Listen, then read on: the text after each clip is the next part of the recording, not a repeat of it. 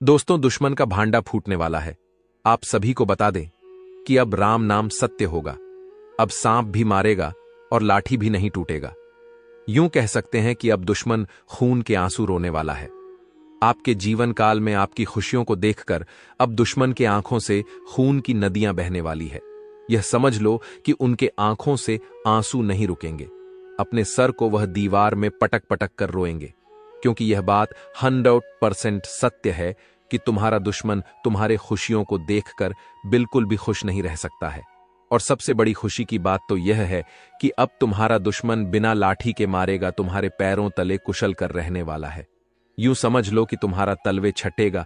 हम जो भी बात आपको बता रहे हैं वह बड़े ही अनोखे परिवर्तन के संकेतों को मद्देनजर रखते हुए बता रही है।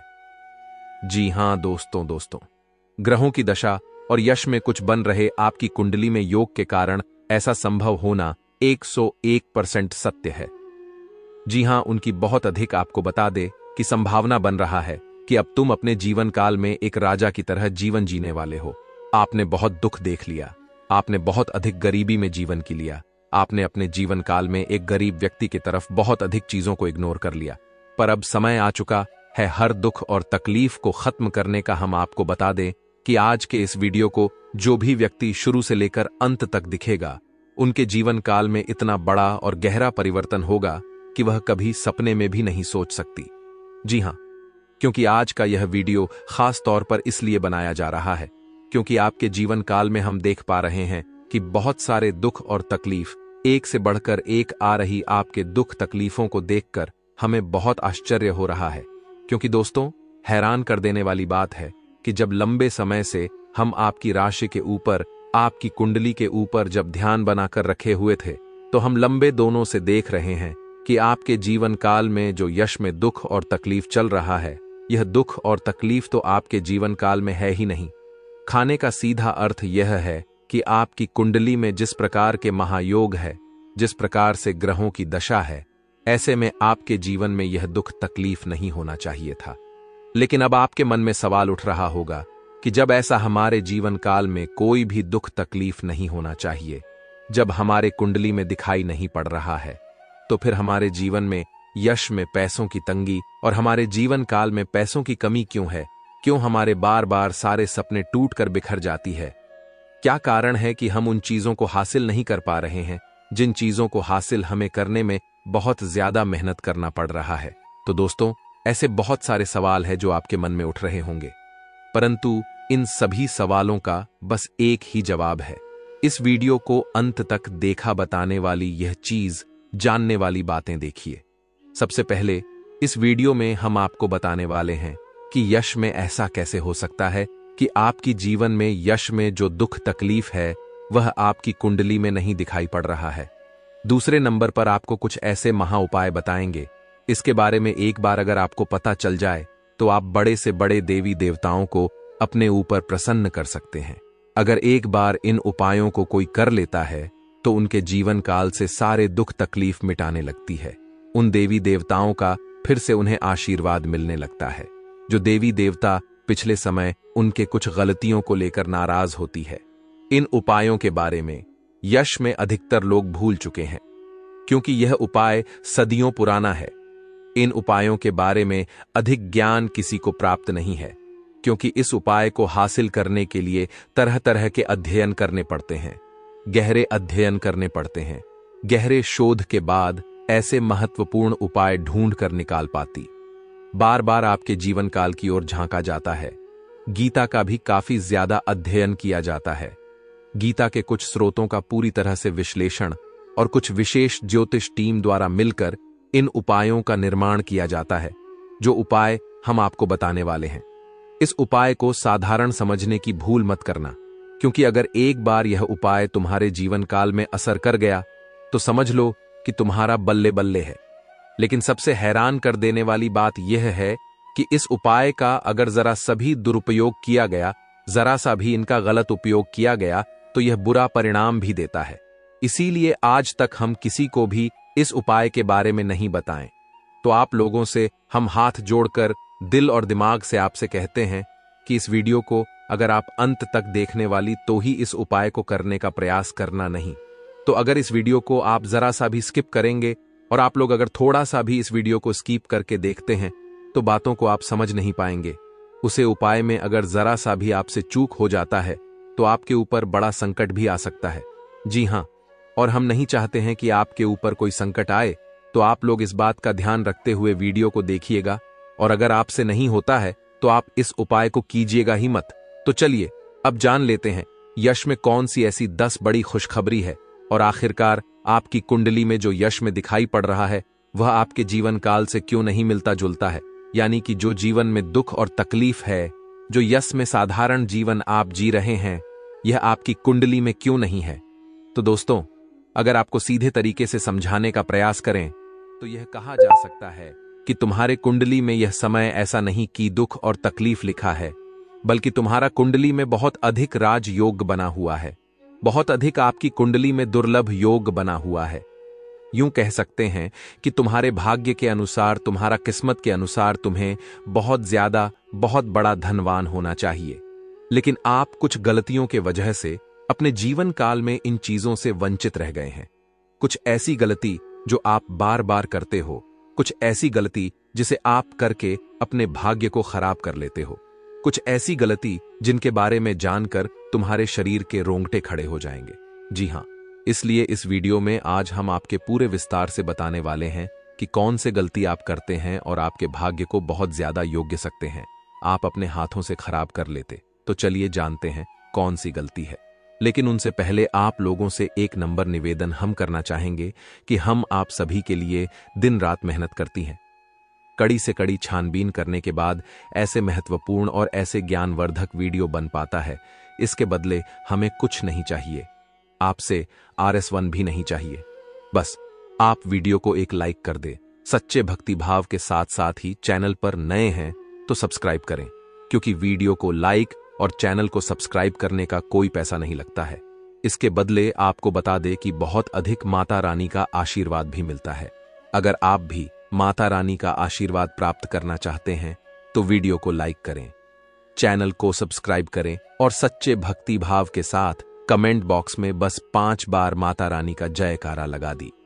तुम्हारे सारे दुख तकलीफ मिटेंगे, और जो जीवन में आप नहीं प्राप्त कर पा रहे हैं उन चीजों में भी यश में आपको वृद्धि देखने को मिलेगा। जी हां दोस्तों, आपको बता दें कि यह समय आपकी सबसे बड़ी भूल यह है कि आप अपने घर के वास्तु दोष को उत्पन्न करके रखे हैं। यानी कि घर में वास्तु दोष है जिसे अगर समाप्त नहीं किया गया तो ऐसे ही धन हानि, ऐसे ही नुकसान, ऐसे ही आपके घर में कंगाली चलता रहेगा। सबसे पहले आपके घर के वास्तु दोष को हम दूर करने का प्रयास करेंगे, तो इस बात का ध्यान रखें कि घर में कूड़ा और कचरा नहीं होना चाहिए। अगर घर में कूड़ा कचरा है, जैसे कि खराब पड़े हुए इलेक्ट्रॉनिक सामान, फटे हुए चप्पल, जूते, या फिर यूं कह सकते हैं कि जिन चीजों का आप लोग इस्तेमाल नहीं करते, वह चाहे आपके फटे हुए कपड़े हों, पुराने कपड़े हों, कुछ भी हो जो कि कूड़े कचरे में आता है, उन चीजों को अपने घर में ना रखें, क्योंकि उन चीजों को रखने से घर में बहुत ज्यादा नकारात्मक शक्तियां उत्पन्न होता है, और इतना अधिक नकारात्मकता बढ़ जाता है कि तुम्हारे घर में एक से बढ़कर एक मुसीबतें, आपके घर में तंगी और यूं कह सकते हैं कि कल क्लेश उत्पन्न होता है। दूसरे नंबर पर इस बात का भी ध्यान दें कि तुम्हारे घर में मकड़ी का जाल नहीं होना चाहिए। अगर मकड़ी का जाल है तो समझ लो कि उसे जगह तुम्हारे घर में नकारात्मक शक्ति बहुत ज्यादा ठहरने वाला है। वहां से नकारात्मक शक्तियां आपके घर में प्रवेश करने का प्रयास करती हैं, और वह अपने मन सुबह में कामयाब भी हो जाता है। आपके दुश्मनों को सहारा मिल जाता है आपके ऊपर तांत्रिक क्रिया करने का। इसलिए आप लोग मकड़ी का जाल घर में ना रखें, तुरंत ही साफ कर दें तो आपके लिए अच्छा रहेगा। और तीसरे नंबर पर इस बात का ध्यान दें कि घर में यश में आप लोग कलह क्लेश ना करें। घर में आप लोग इधर उधर ऐसे नकारात्मक चीजों को न रखें जो कि आपके लिए आपके घर में वास्तु दोष उत्पन्न कर रहा हूं। तो इस बात का ज्यादातर ध्यान आपको रखना है। अब तीसरे नंबर पर यह तो आप जान चुके हैं कि आपको क्या नहीं करना है। अब आपको अगले नंबर यानी कि 4 नंबर जो गलती है वह यह है कि मित्रों, यह समय आप लोग अपने वाणी की मधुरता थोड़ा बनाकर रखी, किसी को गाली गलौच ना करें।